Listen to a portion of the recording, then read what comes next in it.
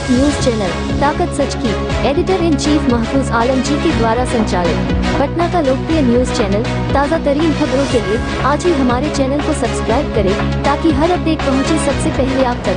Website visit करें आज तलतन्यूज.com। नमस्कार, आप देख रहे हैं आज तलत न्यूज। मैं हूं आपके साथ महफूज आलम। अभी चुनाव का माहौल है, ऐसे में सारे पार्टी जो है अपना अपना दमखम दिखाने में लगे हुए हैं। हमारे साथ जो शख्स मौजूद हैं वो खगोल में किसी परिचय के मोहताज नहीं है। आज हमारे साथ जो शख्स हैं उनका नाम है विष्णु गुप्ता। आज हम इनसे बात करेंगे आगामी चुनाव से मद्देनजर, इनसे हम सवाल और जवाब का आज का हमारा सेशन होगा। विष्णु जी, बहुत बहुत स्वागत है आपका हमारे चैनल में। आपका कार्यालय का उद्घाटन हुआ है खगोल में, जिसका उद्घाटन जो है मीसा भारती जी ने किया। पहले तो आप क्या कहेंगे उनके बारे में, ये बताइए आप। हम यही कहेंगे कि अभी भी पूरे समस्त जनता जनार्दन का ये विश्वास आशीर्वाद उन पर हमेशा मिला है। आप देख रहे हैं कि हमारे डॉक्टर मीसा भारती जी जहाँ जा रहे हैं वहाँ हजारों लाखों की संख्या में युवा और हमारे गार्जियन अभिभावक लोग लगे हुए हैं। तो पर एक सवाल आपसे, जो कि थोड़ा कड़वा सवाल है, वो सवाल ये है, वो सवाल अकेले हमारा नहीं है, वो पाटलिपुत्र के जनता का सवाल है। जनता का ये कहना है कि मीसा भारती 5 साल में एक बार नजर आती हैं। क्या कहेंगे आप? ऐसा कुछ बात नहीं है। आप लोग को याद दिला देता हूँ कि हमारे राजद सुप्रीमो श्री लालू प्रसाद यादव जी का बहुत तबीयत खराब था, जिसके कारण से वो एक जनता के प्रतिनिधि होते के साथ एक घर की बेटी है, बहू है और वो भी मासी है, मौसी है, जैसे हम लोग के घर में सिस्टम रहता है। तो देखिए, आपको मैं यहाँ पे रुकूंगा। आपका कहना बिल्कुल सही है कि वो एक बेटी है, एक बहू है, एक माँ है, एक बहन है, सब कुछ है। लेकिन आप जो आदरणीय लालू प्रसाद यादव जी का जो एग्जाम्पल दे रहे थे, उनकी तबीयत खराब है, तो तबीयत तो इधर कुछ सालों से खराब है, उससे पहले की बात बताइए आप। उनसे पहले भी जनता के बीच में आती थी, शादी ब्याह में हो गया, लोगों का जिस तरीका से नज़रिया रहता था बुलाने का, पार्टी फंक्शन में आती थी। और हम याद दिला देते हैं, जब आप ये बात क्वेश्चन आप किए हैं तो हम याद दिला देते हैं कि 2019-20 में जब कोविड आया था, कोरोना महामारी आया था, उस समय में भी एक भाजपा का वरिष्ठ नेता था, उनका मैं हमको नाम याद नहीं है, हमारे फेसबुक पर उनका मीडिया कवरेज के साथ न्यूज पड़ा हुआ है। उनको कोविड में बेड नहीं मिला था और उनका सीरियस बहुत टफ था, मतलब वो नहीं बचने के कगार में थे, वेंटिलेटर की व्यवस्था थी। वो पूरा भाजपा नेता के पैरवी लगा लिए। अंत में उनकी जो धर्म पत्नी होती है, रात के 12 बजे मेरे पास फोन की और रो रो के हमसे कहने लगी कि भैया हमारे पति जी अब नहीं बच पाएंगे, तो उनको कोरोना महामारी हो गया है और कहीं बेड नहीं खाली है। हम रात के 12:30 बजे हम अपनी बड़ी बहन डॉक्टर मीसा भारती दीदी को फोन किए, फोन करके और IGMS का डायरेक्टर से बात की। वहाँ वेंटिलेटर का व्यवस्था नहीं था, तो पटना एम्स में रात के 1-1:30-2 बजे रात में हम खुद पेशेंट को ले गए और वहाँ पर एडमिट कराए, उनको वेंटिलेटर पर लेटाए। उनको वेंटिलेटर पर लेटाने के बाद हम आए हैं। तो आप लोग कैसे बोलते हैं कि जनता के बीच में नहीं रहती है, जनता के बीच में काम नहीं करती है? जो इंसान है रात के 12:30 बजे 1 बजे रात में फोन कर रहा है, वो आपको लगता है कि जनता के बीच में नहीं रहेगी? जनता जब वोट करती है, हाँ, तो वो विकास के नाम पे वोट करती है। हाँ, सही बात। आप जनता से अपील कर रहे हैं कि मीसा भारती जी को वोट करें। हाँ, तो किस ग्राउंड पर आप वोट मांग रहे हैं? अगर हमारी मीसा दीदी अगर यहाँ पाटलिपुत्र लोकसभा से सांसद बनती है, तो मैं पाटलिपुत्र लोकसभा के जनता को विश्वास दिलाता हूँ कि हमारी दीदी सांसद होने के बाद भी हम लोग के क्षेत्र में रहेगी, हम लोग के मोहल्ला में रहेगी, ये पूर्ण मैं विश्वास दिलाता हूँ। हाँ, उसका नैयर भी है, ससुराल भी है। ससुराल हमारे जमलदीन चक में है, क्योंकि वो बेटी भी है, बहू भी है। तो अगर घर परिवार में कुछ ऐसा हो जाता है तो 10-15 दिन के लिए ये मायने नहीं है।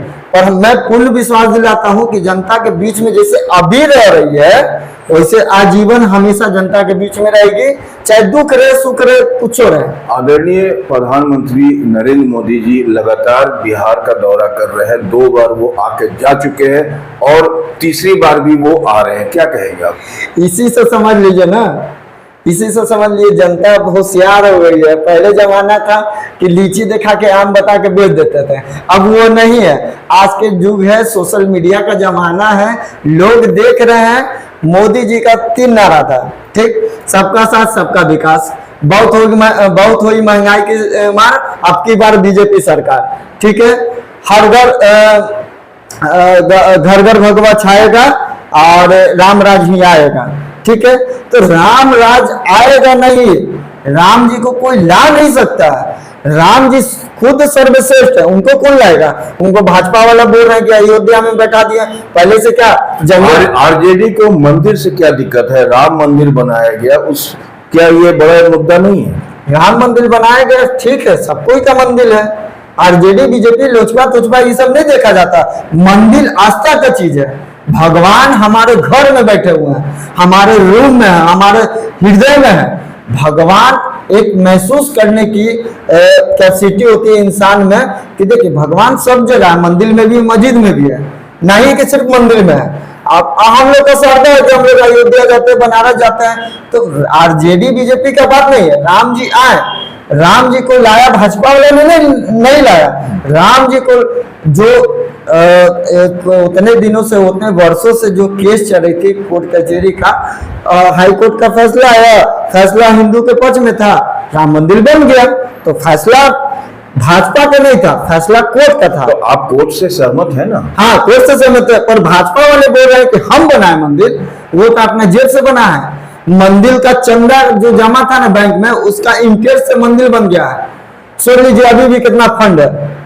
तो ये बात नहीं है कि भाजपा ने राम जी को लाया है, राम जी सर्वश्रेष्ठ थे, वो भगवान है, उनको कौन ला सकता है? अभी बिहार का देखा जाए तो सबसे बड़ा जो मुद्दा है, हाँ, वो है बेरोजगारी का मुद्दा, बहुत बड़ा मुद्दा है।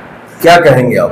तो वही तो, अब देखिए, युवा लोग हो या बड़े बुजुर्ग लोग हो, अब ये सब झांसा में नहीं आने वाले हैं। मंदिर मस्जिद से किसी का पेट नहीं भर जाएगा। राम जी को ला दिए, सीता जी को ला दिए, भगवान है, मंदिर बने हुए है, सब लोग पूजा करने के लिए जाएगा, पर उससे रोजगार नहीं ना पैदा हो रहा है।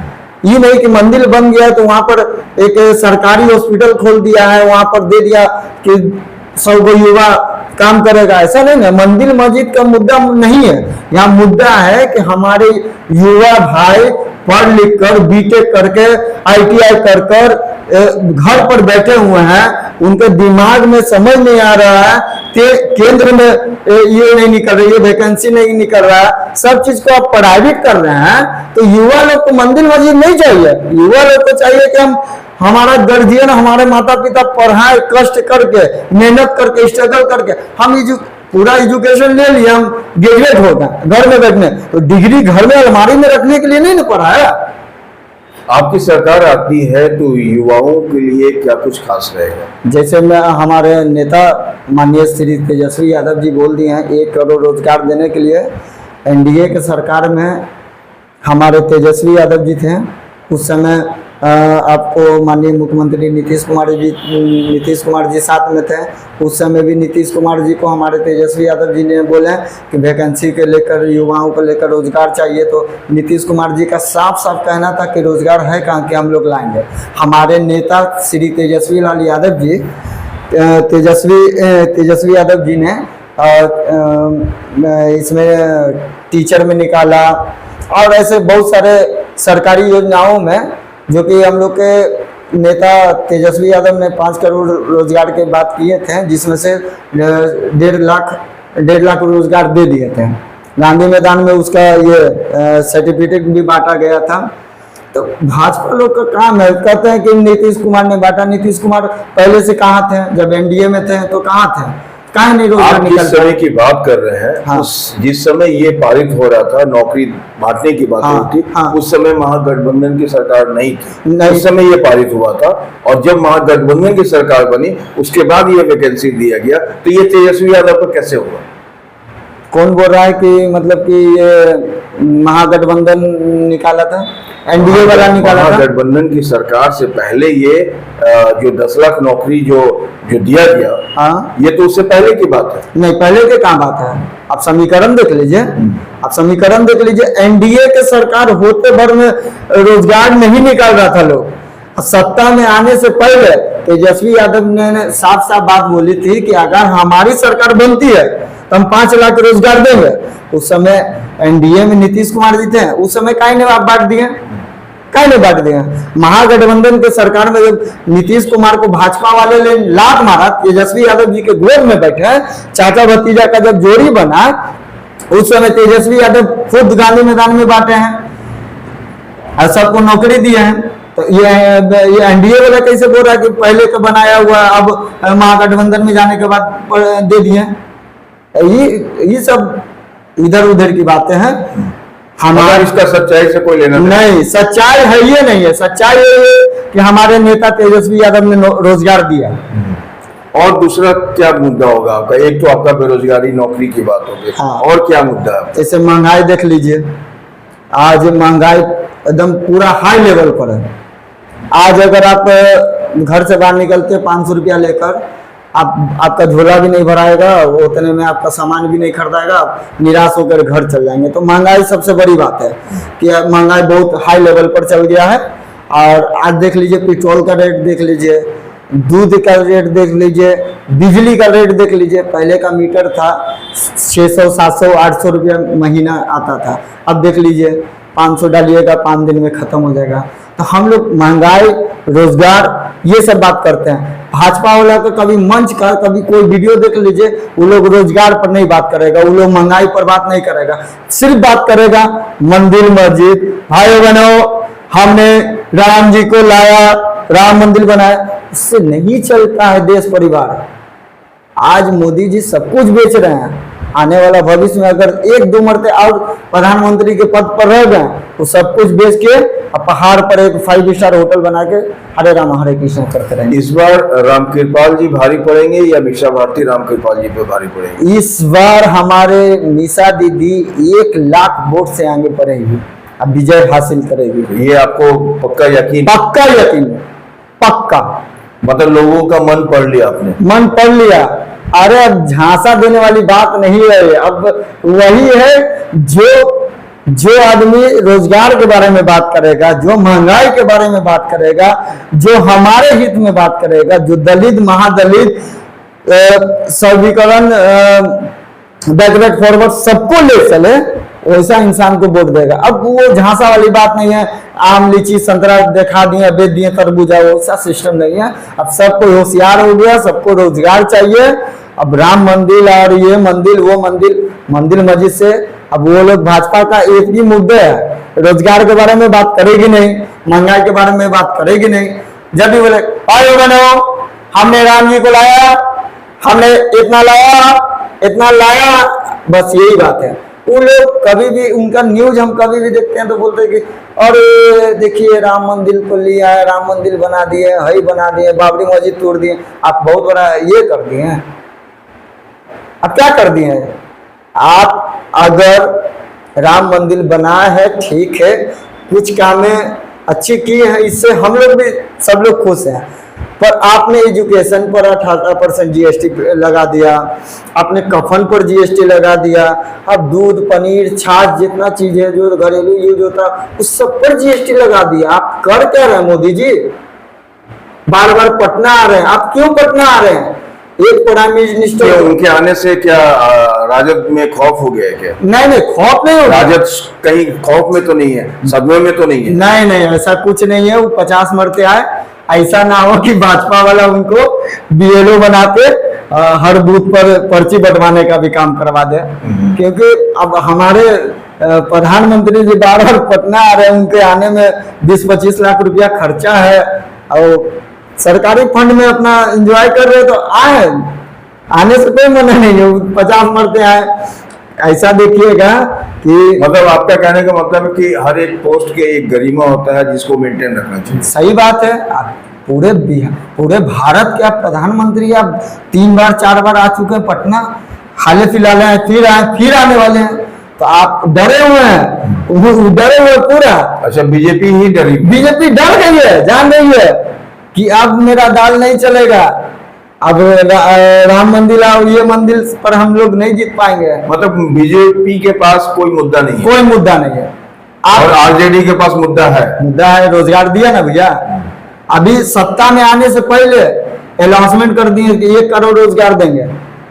कौन सरकार, कौन ऐसा भाजपा का नेता है जिनका बाइट सुन लीजिए कि हम जीतेंगे तो रोजगार देंगे, मेरा सरकार आ जाएगा तो हम युवाओं को, बिहार में चीनी मिलें बंद कर दिए। आज माननीय मुख्यमंत्री श्री नीतीश कुमार जी एनडीए में है, शराबबंदी कर दी है। शराबबंदी कहाँ बंद है? कहाँ बंद है? हर जगह मिल रहा है, पूरे पटना में, पूरे बिहार में मिल रहा है। आप कैसे रोक लीजिएगा? आप जब बंद किए हैं तो पूर्ण रूप से बंद कीजिए ना, कि शराब का एक बूंद पूरे बिहार में नहीं मिलना चाहिए। 1 लाख वीडियो में दिखा देंगे, पटना के बोरिंग रोड पर, गांधी मैदान पर लोग पी के गिर रहे हैं। तो ये तो एक पुलिस प्रशासन पर कहीं ना कहीं एक सवालिया निशान भी लगता दिख रहा है, क्योंकि बिहार में पूर्णतः शराबबंदी है और ऐसे में जो बॉर्डर क्रॉस करके जो गाड़ियां बिहार तक आती है, तो बॉर्डर पर जो प्रशासन है वो क्या कर रही है? कहीं ना कहीं उसकी भी जवाबदेही है। सिस्टम ही करप्ट है भैया। हमने क्या बोला कि अगर माननीय मुख्यमंत्री जी के कैपेसिटी रहता है कि बिहार में हम शराबबंदी लागू कर रहे हैं, कितना सफल है कितना फेलियर है, उनको ग्राउंड पर तो उतरना चाहिए, ग्राउंड पर उतरना चाहिए। पाटलिपुत्र के जनता से मीसा भारती के लिए क्या अपील करेंगे आप? मैं हाथ जोड़ के निवेदन करता हूं कि इस बार 1 लाख वोट से हमारे मीसा दीदी को पाटलिपुत्र संसद बनाइए, और बनाकर इससे पाटलिपुत्र लोकसभा मिट्टी का नाम रोशन होगा। अब मैं वादा देता हूं कि हमारे जनता को कभी तकलीफ नहीं आएगी, उनको जब भी दुख मुसीबत आएगा हमारे मीसा दीदी उनके बीच में रहेंगी, वो जनता के बीच की है और रहेगी। तो अभी आप सुन रहे थे युवा राजद के युवा नेता विष्णु गुप्ता को। अगर आप इनकी बातों से सहमत हैं तो हमें कमेंट करके अपनी राय अवश्य दें, और अभी तक अगर आपने हमारे चैनल को सब्सक्राइब नहीं किया है तो अभी करें, ताकि हर अपडेट पहुंचे सबसे पहले आप तक।